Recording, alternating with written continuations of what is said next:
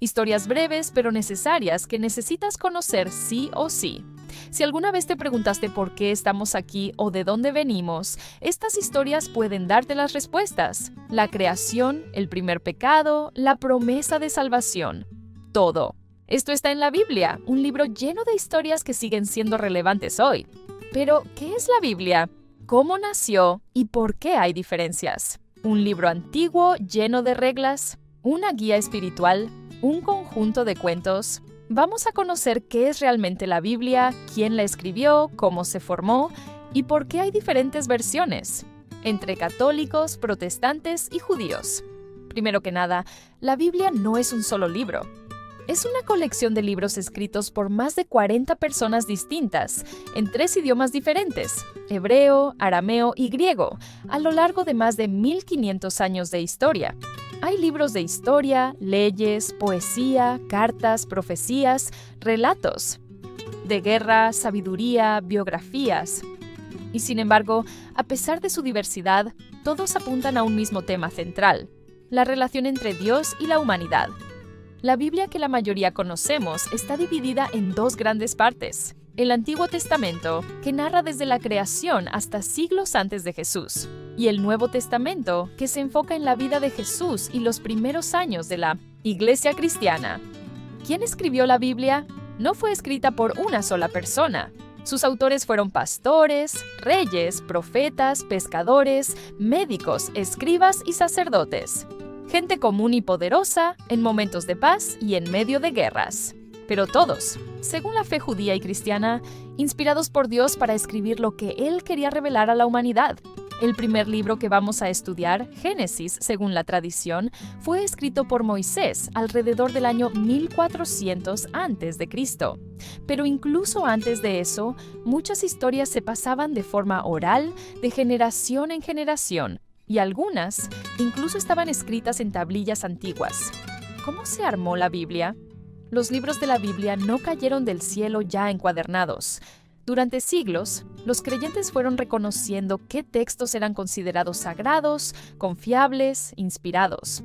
Los judíos ya tenían su colección de libros sagrados mucho antes de Jesús, lo que hoy conocemos como Antiguo Testamento.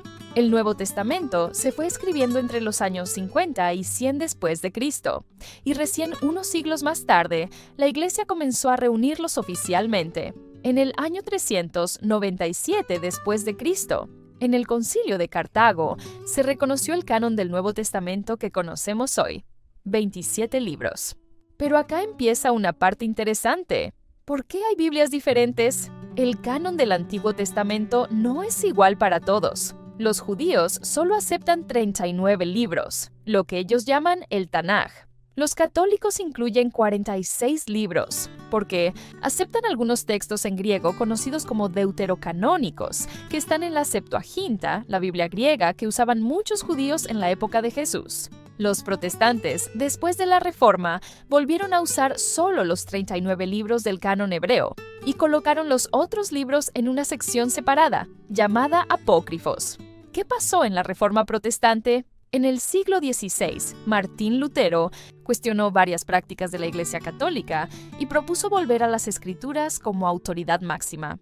En su traducción al alemán, separó los libros deuterocanónicos y tradujo la Biblia con solo 66 libros, 39 del Antiguo Testamento y 27 del Nuevo. Así nace la Biblia protestante como la conocemos hoy. La Biblia católica, en cambio, mantuvo los libros que venían usándose desde los primeros siglos de la Iglesia. ¿Y qué hay de los libros apócrifos? Hay otros textos antiguos como el libro de Enoc, Jubileos, Macabeos 3 y 4, Sabiduría de Salomón y muchos más.